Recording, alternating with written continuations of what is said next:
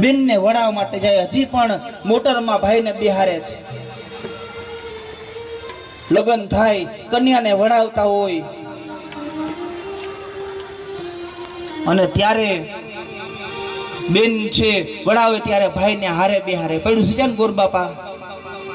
પછી ભાઈને બિહારે ઘડીક લગી જા, પછી ઉતારી લે છે. આ કંસ વખતેથી આવે છે, ચાલ્યું આવે છે.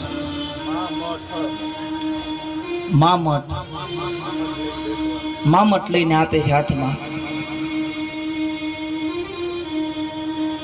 અને ત્યારે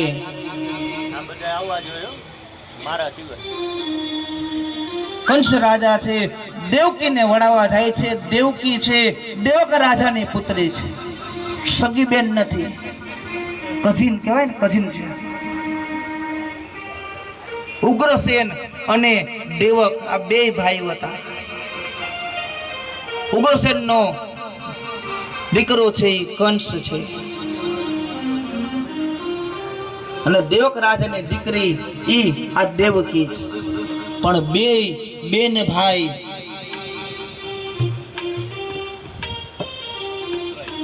પિતરાય ભાઈઓ બહેનો છે.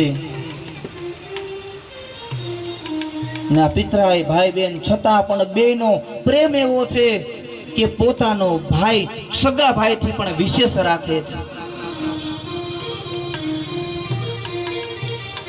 સ્વાર્થી છે અને જ્યારે સ્વાર્થી છે આપણો સારથી બને ત્યારે નક્કી સ્વાર્થ સમજવો.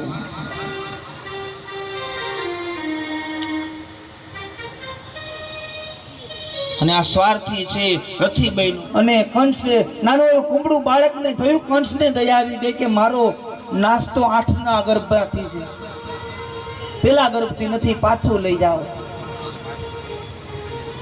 અને કંસને દયા આવી, બાળક દેવકીનું પાછું મળ્યું. દેવકી રાજી થઈ ગઈ કે વાહ મારો ભાઈ, ગમે એવી બેન હોય, ગમે એવો ભાઈ હોય, ઠેસ લાગે ને ત્યારે બોલે ખમા મારા વીરાને. એમ ન બોલે ખમા મારા ધણીને, બોલે ખમા મારા વીરાને.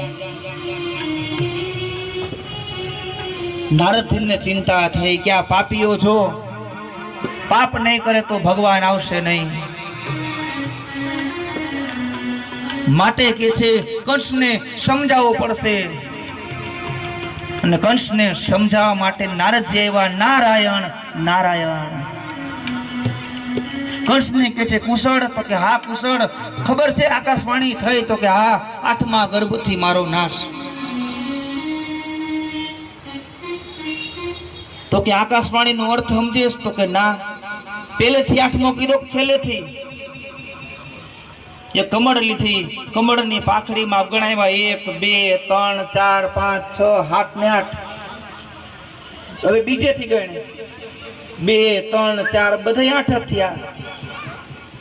જે જગ્યાએ જોવે બધી જગ્યાએ 8. કંસ મૂંઝાણો, હું કરું? નારદ વિચાર કરે છે હું કહીશ તો હું પાપમાં પડું, હું તો સમજાવું, તારે કરવું એ કર. અને નારદજીની વાણી સાંભળી કંસે બાળકનો મામા કરતો આવ્યો, મામો થયો હામો, ધડાક કરતો માર નાખ્યો.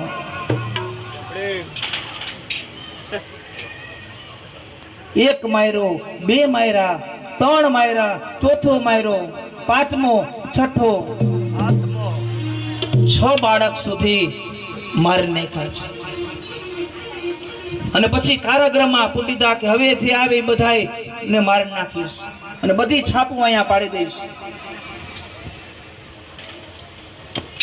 6 બાળકના નાશ થયા. હવે આવે 7મો છે. અને 7મો આવ્યો ત્યારે ભગવાને માયાને આજ્ઞા કરી કે આની અંદરથી જે ગર્ભ છે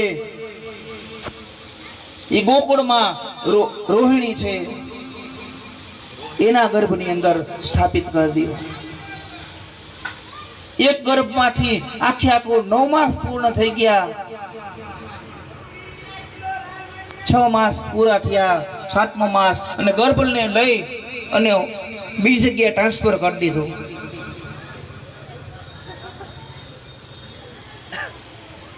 ઉઠવી જાજો અને આવે ને તરત મને સમાચાર આપજો.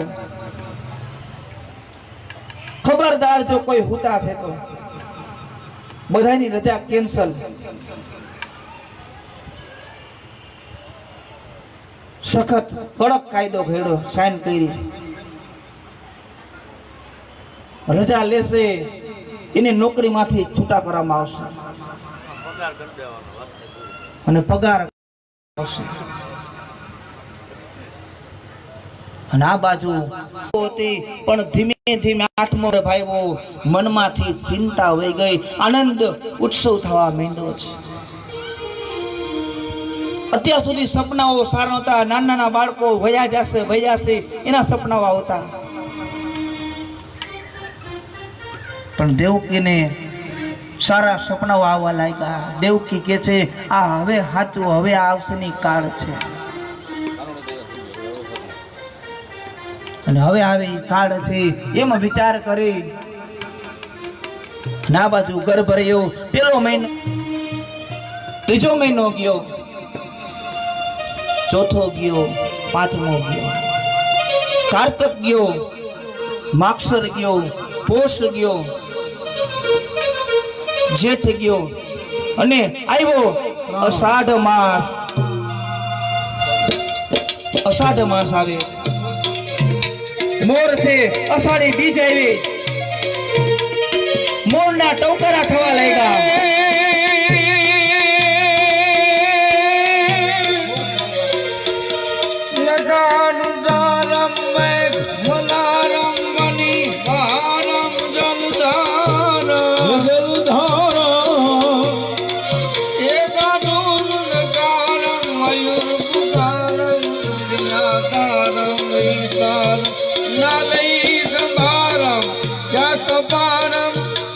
कुमारम निखारी राधे प्यारी में बनहारी गोकुल जाओ गिरधारी रे जिने गोकुल जाओ गिरधारी.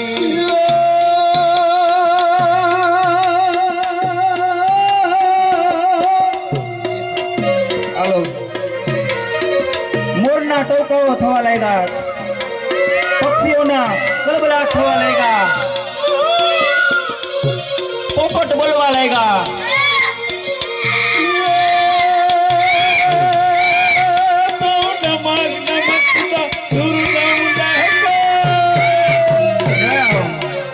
પોપૈયા બોલવા લાગે, તેતર બોલવા લાગે છે. તો નમક નમકતા દુર્નમ દહકત મહકત મોર બોલાર ગિરા તો ક્યુ ક્યુ શબ્દ પુકાર પુકાર ક્યુ ક્યુ કોકિલ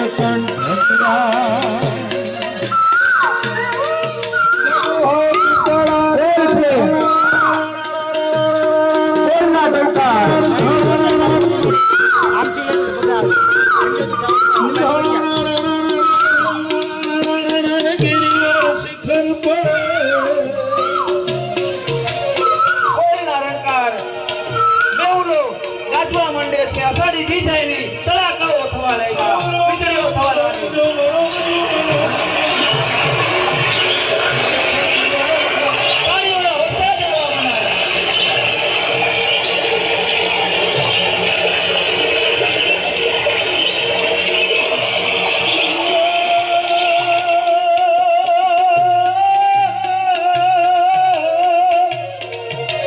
વીજળીઓના ચમકાર થાય છે.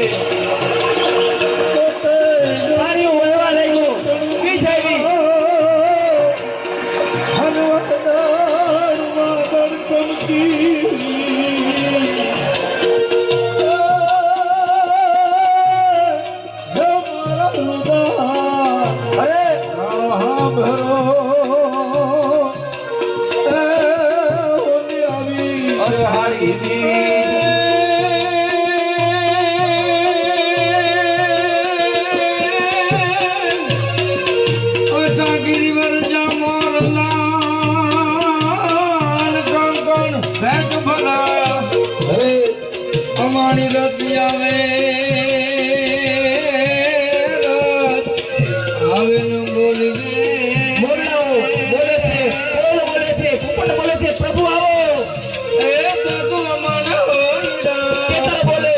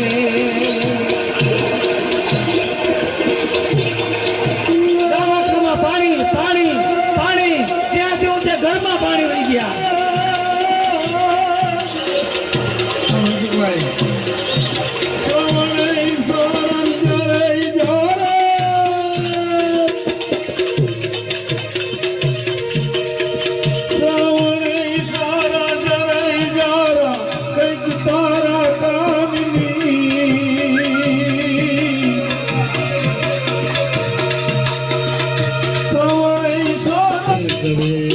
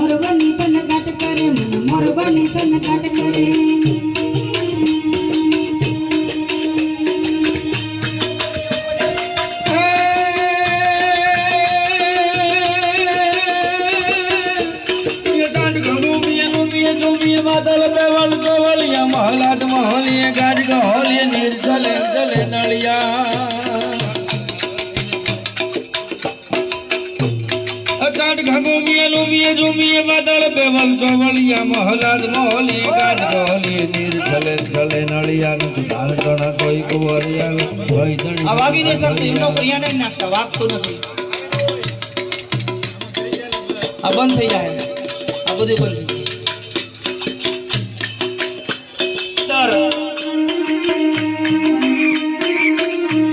જે રાત હોય રાતના બધા પક્ષીઓ સુઈ જાય છે પ્રાણીઓ સુઈ જાય છે પણ આજે તો બધાય ભગવાનની આવવાની રાત હવે છે કે મારા નાથ કહેવે પ્રભાર છો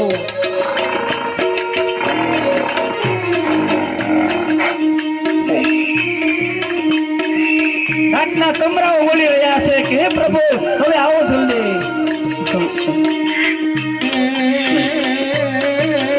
પ્રાણીઓ રાબોલે છે હાથીઓના ગર્જના થવા લાગી છે સિંહ આવે છે સિંહની ગર્જનાઓ વાઘની ગર્જનાઓ એની ગર્જના